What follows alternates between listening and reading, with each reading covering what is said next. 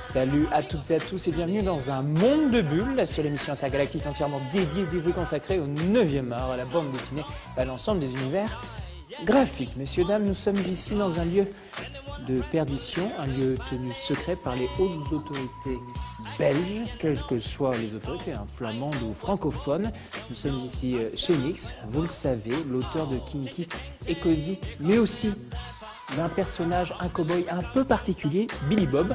On va parler de tout ça. Nous sommes donc dans l'antre de création, de créativité, un lieu que personne ne connaît. C'est parti. Voilà, chose promise, chose due. Nous sommes dans la Nyx Room. Nyx, ça va? Très bien. Bon, on fait l'interview en français, ça te dérange pas? Pas du tout. Bon, on s'était quitté sur une aire d'autoroute.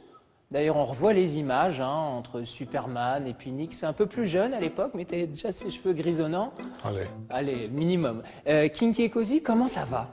Ah ben très bien. Ouais. Comme tu vois, très bien. J'ai même des esclaves maintenant. Ouais, c'est bien. Donc l'esclavagisme, on le sait, c'est autorisé en Belgique depuis quelques années, notamment pour l'animation.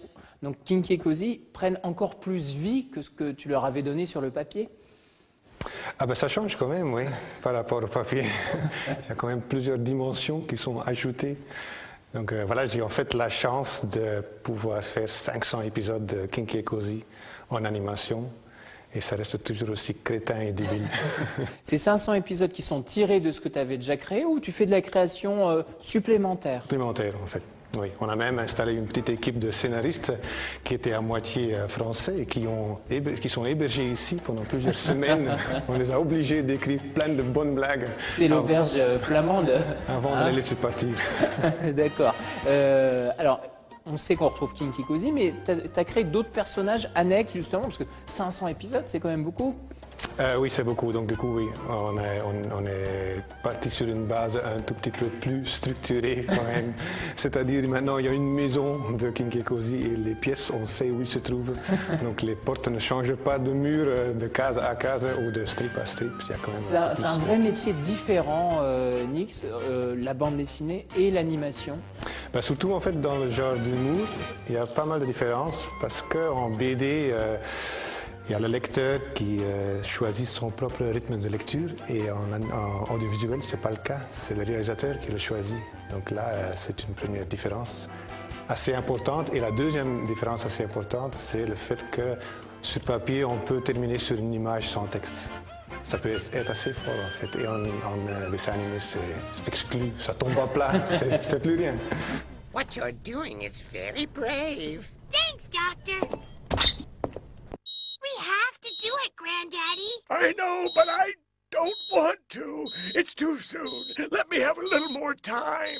Granddaddy, you know, sometimes you just have to accept it's time to give up. Don't drag things out like this. It's over, Granddad. Don't do it, girls. I'm begging you. I want to keep going. Sorry, Granddaddy. No! Come back! I thought we'd never get this back. Qu'est-ce que ça t'a fait de voir tes petits personnages que tu as créés il y a quelques années prendre vie à la télévision? C'est génial. Il y a un seul mot, c'est génial. Je me souviens que j'étais un gosse de 14 ans qui faisait du dessin animé pendant les vacances d'été. Et j'avais passé 2 mois en train de faire un dessin animé en Super 8 à l'époque. Ouais. Et quand je rentrais en septembre, il y avait tous mes copains qui racontaient leurs histoires des vacances. Ils avaient été au Bahamas, je ne sais pas où. Et moi j'étais là, qu'est-ce que tu as fait, Nyx? J'ai fait 30 secondes d'animation. Et donc tu avais ça en toi quand même, hein? Oui, apparemment, oui. Et donc maintenant, c'est un peu la même chose. Je suis à nouveau le gosse de 14 ans. Bon, en tout cas, on est dans ce studio de création ici, pas très loin de Bruxelles. On découvre ça sur ces images. Alors, il y a un autre personnage qu'on ne connaissait pas forcément, sauf pour les lecteurs de Spirou, si je ne me trompe pas. C'est un cow-boy un peu particulier. On va dire qu'il est un peu crétin quand même. une forme d'intelligence bête, quoi. Hein. C'est Billy Bob. Billy Bob, oui. Il est surtout très enthousiaste. Oui, c'est ça. Hein.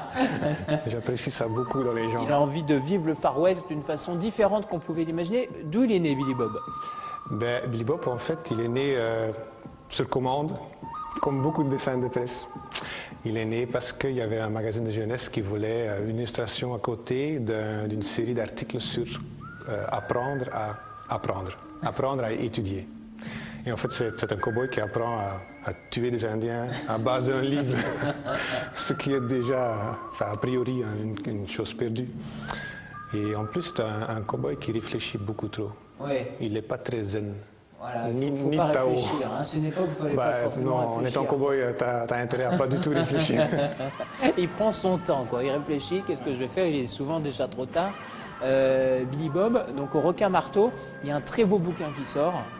On va retrouver quoi? L'intégrale en fait de ce que tu as créé sur Billy Bob, C'est ça, oui. avec une sorte de fourreau.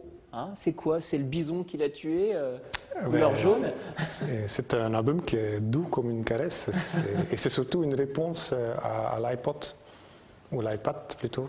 L'iPad. L'iPad. Parce que c'est pas possible de C'est créer un album. iPad en flamand. C'est iPad. En iPad anglais et aussi. iPod, mes amis. Toi, tu es contre ça? Non, je suis pas contre ça, mais il y a moyen de faire plus. T'aimes bien la matière, c'est ça? Eh oui, Hein, c'est toujours reconnaître le côté charnel en fait des bouquins. c'est ça. Voilà, t'aimes bien avoir des bouquins, pouvoir les lire et pouvoir les faire lire surtout. Est-ce qu'on pourrait trouver un rapprochement entre Billy Bob et Kinky et Cozy? Je crois que c'est le frère américain de Kinky Cozy. C'est vrai? Ouais. Ce sont les mêmes gènes. C'est les gènes de la bêtise et en même temps d'être spontané. Ça reste toujours autobiographique. Donc il y a du Billy Bob qui coule dans tes veines, j'ai bien compris. Ouais, peu mon importe si Fernie. c'est une fille avec des cheveux blonds ou un cowboy tout en jaune. Billy Bob, l'aventure va continuer?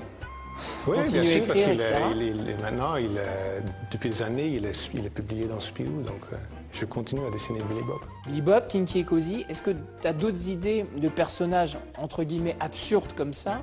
Ou alors est-ce que tu as envie de complètement changer? Est-ce qu'on pourrait retrouver Nick, je sais pas, dans un polar bien sombre ou dans de l'heroic fantasy avec des monstres et des dragons?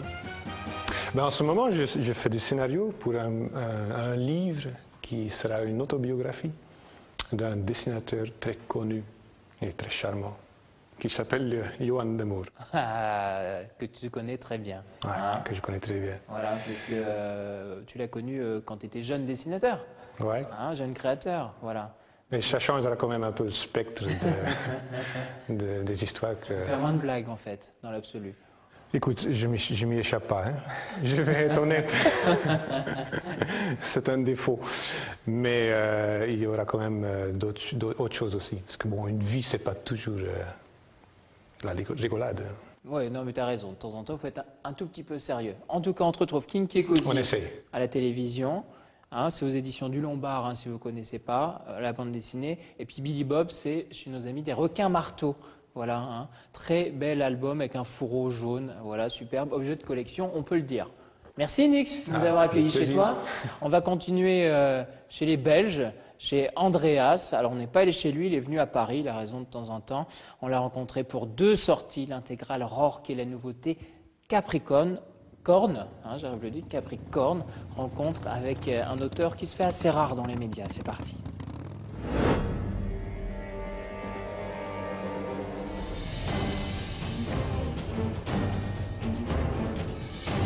C'est une rentrée chargée pour Andreas. L'auteur qui se fait d'ordinaire assez rare nous régale coup sur coup d'un 16e tome de sa série Capricorne et d'une intégrale de Rorke enrichie d'un numéro 0. 2 séries étroitement liées. Si la série Rorke touche à sa fin, Capricorne, lui, poursuit de plus belle ses enquêtes mystiques. Bon, j'ai essayé le personnage de Capricorne dans Rorke, mais disons, Capricorne passe à autre chose. C'est plus du tout le même univers, disons. Bon, ils sont tous les deux dans le même truc, mais voilà, j'essaye de faire quand même autre chose avec Capricorne, faire quelque chose de plus complexe, de plus personnel aussi.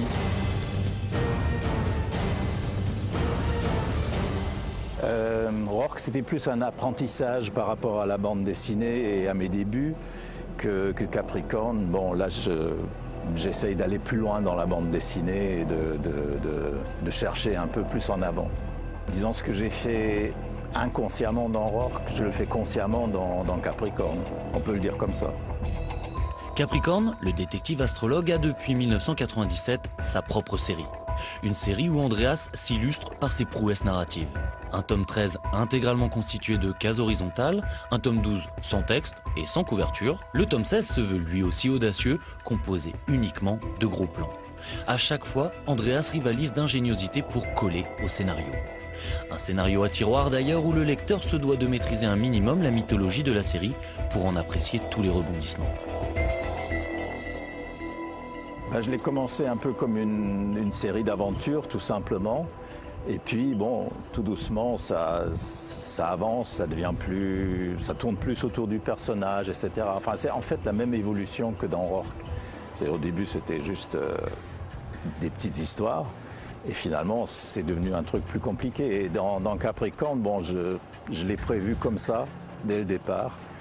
C'est-à-dire, je n'improvise plus trop. Mais je sais où je vais, définitivement.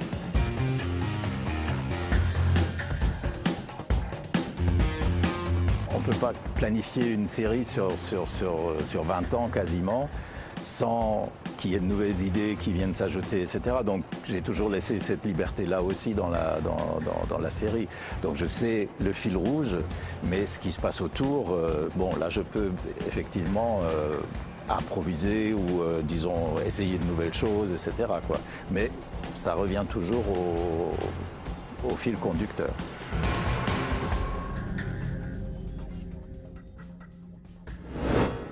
On continue, nos amis, chers amis, les éditions du Lombard nous accueillent ici à Bruxelles pour une émission spéciale. Nous sommes sur le toit qui domine tout Bruxelles. J'y étais ici même il y a quelques années, vous pouvez le voir sur ces images. On a un peu changé, on a un peu vieilli, mais l'envie est toujours la même de découvrir des auteurs comme Emmanuel. Emmanuel, bonjour. Bonjour. Alors tu travailles sur plein de séries, Centaure, Narcos, les spin-offs d'Alpha notamment. Aujourd'hui on va parler de Duelist. Alors ça n'a rien à voir avec ce que j'ai cité juste avant. On va partir dans une époque particulière, pour une histoire particulière du KPDP, mais à ta sauce, Duelist, c'est quoi ? Bien, Duelist, c'est effectivement une histoire de KPDP dans le cadre historique de Louis XIV. Alors pourquoi Louis XIV c'est une très bonne question. On peut dire pourquoi Louis XIV ? Pourquoi Louis XIV ? Très bonne question. Mais tout simplement parce que les Trois Mousquetaires se déroulent durant le règne de Louis XIII, donc l'époque était déjà prise. Et puis tout simplement parce que Louis XIV est quand même un personnage assez fascinant. Je veux dire, c'est beaucoup de changements en termes politiques, en termes militaires, en termes de la société française. Louis XIV, c'est aussi une autre image de la royauté française, c'est aussi une autre image du royaume de France. C'est notre meilleure image presque, hein. On la met en avant souvent. Oui, voilà, donc le roi soleil comme à Bruxelles. Ouais. Et donc l'idée aussi, c'était de camper toutes ces mutations qui permettent aussi des zones d'ombre un peu historiques. Et donc voilà. Alors deux personnages, on va dire un personnage principal, Antoine Velaine, qui est un peu une fine lame, on va dire. La meilleure lame de Paris. La meilleure lame de Paris. Et alors à côté de lui, c'est une des grandes particularités, en tout cas de cette bande dessinée, de cette série qui commence, Duelist, c'est Masao. Qui vient du Japon, ce personnage qui vient du Japon, qui peut paraître étonnant par rapport à cette époque. Pourquoi tu as choisi ce parti pris ? Alors tout d'abord, Masao n'était pas prévu au programme, donc en écrivant un récit de KPDP, je me suis dit spontanément qu'il me fallait que mon personnage ait une botte secrète. C'était la panoplie incontournable du dueliste parfait. Et en fait, c'est mon gamin qui, en regardant la télé, je ne sais plus quel film, il avait vu que les méchants ou les gentils se battaient de manière différente. Alors il aimait beaucoup cette idée de pouvoir identifier le personnage à sa façon de se battre. Ils ont dit, ça c'est le méchant parce qu'il se bat de telle façon, ça c'est le gentil parce qu'il se bat de telle façon. Et c'est comme ça que c'est venu en fait, c'est un peu le déclic. Je me suis dit, pourquoi ne pas amener deux mondes de l'épée différents, à savoir l'épée orientale à travers le samouraï, et l'épée occidentale à travers l'escrime un peu plus classique telle qu'on la connaît. Un peu plus classique, un peu plus british presque. Mais plus, je veux dire, plus théâtrale en fait, et parfois moins efficace. Puisque les samouraïs ont cette particularité d'être très efficaces et économes en mouvement et en énergie. Alors, ces deux personnages, Antoine Develaine, Masao, qu'est-ce qui va leur arriver? Quel est le socle scénaristique de cette petite famille de papier que tu viens de créer avec Duelist? L'idée, c'était qu'une histoire de KPDP, on en a déjà vu beaucoup. Hein. Il y a le Capitan, il y a les Pardaillans, il y a les Trois Mousquetaires. Je veux dire, des Fimbretteurs, on en a connu d'autres. Hein. Il y a Zorro, hein, par exemple, sûr, dans une autre époque, dans un autre style. Et je me disais, ce qui serait sympa, c'est d'amener une touche un peu originale et un peu différente que purement escrime et historique. Et donc le concept de la série, le socle scénaristique, c'est d'amener à chaque fois dans ce cadre de KPDP, c'est d'amener une touche un peu ésotérique ou fantastique. La bombe alchimique. Voilà. Emmanuel, on va pas tout raconter. Non, mais l'idée, c'est... le lecteur, vraiment, je conseille d'aller lire Duelist. Il fallait justement que tu aies cet ingrédient pour sortir un peu de la tradition de KPDP et toi t'inscrire dans cette tradition mais différemment. Voilà, donc l'idée c'est ça, c'est clairement ça, c'est d'amener cette touche fantastique à travers l'alchimie, mais pas l'alchimie non plus comme on peut la connaître, qui est uniquement la transmutation des métaux en or. C'est important parce que à cette époque, Louis XIV cherche de l'argent et donc c'est un moyen comme un autre qui n'a jamais testé, je pense, quoi qu'on dit que Richelieu a quand même fait le tour de la question à un moment donné. Mais l'idée, donc voilà, c'est dans cette quête d'argent, c'est que l'alchimie c'est quand même quelque chose de très instable, c'est des expériences un peu spectaculaires. Et l'expérience en fait échappe à l'alchimiste du roi, l'expérience dérape un peu. Et donc ça entraîne une réaction en chaîne alchimique qui a la particularité de vitrifier tout sur son passage en fait. Et donc on ne le découvre que dans les tomes suivants, mais on a le premier incident qui amène cette réaction en chaîne, qui risque en fait de voir Paris disparaître, votre belle capitale, Paris disparaître. C'est marrant qu'il fasse disparaître Paris alors que Bruxelles t'y touche pas du tout. On va peut-être y arriver. Hein. T'as raison. Nous étions terre française. On va vitrifier petit à petit toutes les grandes capitales. Ma dernière question, Emmanuel, comment... c'est une question traditionnelle, mais comment, de chez toi, quand tu travailles, tu te mets dans cette ambiance d'une époque différente? Il faut créer évidemment cette émotion pour le lecteur d'être sous Louis XIV, d'être avec des fines lames. Comment on crée ça? Est-ce que tu as, toi, ta recette alchimique particulière? Eh bien, le premier ingrédient, c'est beaucoup de documentation d'abord. Ça peut être visuel, ça peut être aussi historique à travers les textes. L'idée aussi, pour un peu retranscrire cette période et cette époque, c'était le langage qui est un peu châtié dans Duelist. Donc c'est un parti pris où on a essayé de rendre des dialogues un peu théâtraux, je veux dire. On ne parle pas autant du 14 qu'on parle à l'heure actuelle, donc j'ai essayé de travailler aussi dans le dialogue. Tu as fait des recherches particulières? Voilà, donc j'ai un énorme dico à la maison d'ancien français, dans lequel j'ai épuisé toute une série d'expressions et de manières de parler. Et donc, et aussi l'excellent travail d'Alessio, d'Alessio Coppola, puisque le scénario n'est pas tout. Et je veux dire, Alessio a cette particularité d'être quelqu'un de très consciencieux, donc qui travaille beaucoup ses ambiances, qui travaille beaucoup ses personnages, ses décors, ses déguisements, etc. Et donc, je pense que l'alchimie, elle fonctionne là aussi. C'est la rencontre avec Alessio et le scénario qui fait qu'on livre des planches qui plongent directement le lecteur dans cette ambiance 17e. Quoi. Bon, Emmanuel, merci beaucoup pour toutes ces infos. On découvre dans Duelist le premier tome, le deuxième en fin 2013. Oui, normalement. S'il te plaît, fais un effort pour les lecteurs quand même, c'est important, s'il vous plaît. C'est écrit, tout est écrit. Bon, c'est écrit, c'est pas mal. C'est 4 tomes, mais c'est écrit. D'accord. Dans quelques instants, on va continuer sous le soleil bien connu de Bruxelles, nos aventures avec les éditions du Lombard. Double rencontre, Yves Sante et Yann, des scénaristes incontournables depuis quelques années maintenant du 9e art. Mais en attendant, Alix Sénator. Alix a vieilli, mais la série est totalement dépoussiérée par Valérie Mangin et Thierry Desmarais. Rencontre au Sénat même français. C'est parti.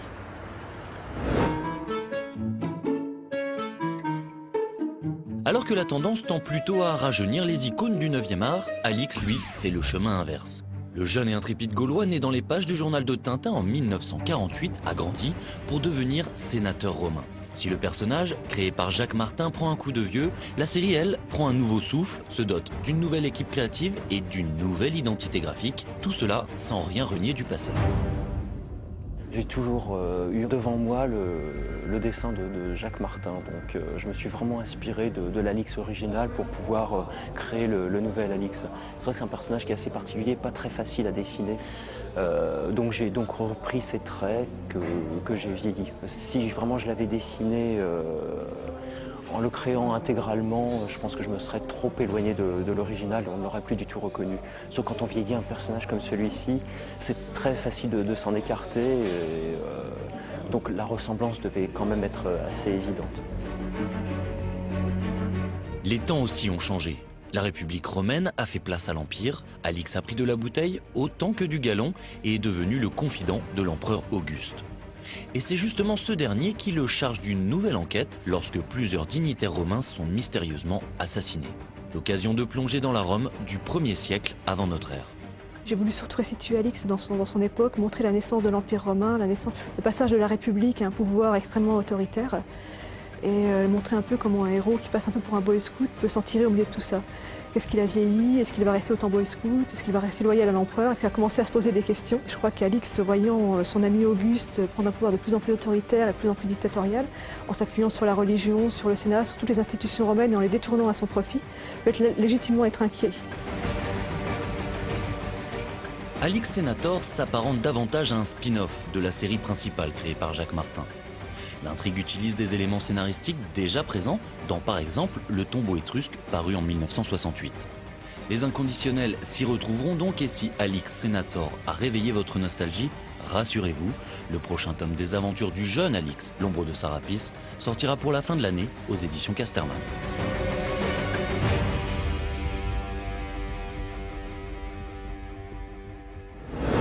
On va conclure nos aventures bruxelloises avec les éditions du Lombard. Vous le savez, les mondes de Torgal nous font découvrir ces personnages qui ont alimenté la série depuis des années.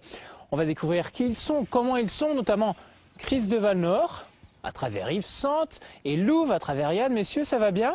Très bien. On est sous le soleil bruxellois, une habitude, on peut le dire. Il fait très très beau à Bruxelles en général. Hein, les gens ont une image un peu de Bruxelles, mais pas du tout. C'est une légende, il fait toujours beau ici. Alors, Yves, on est ici dans un lieu qui t'inspire, Torgal, ou pas du tout?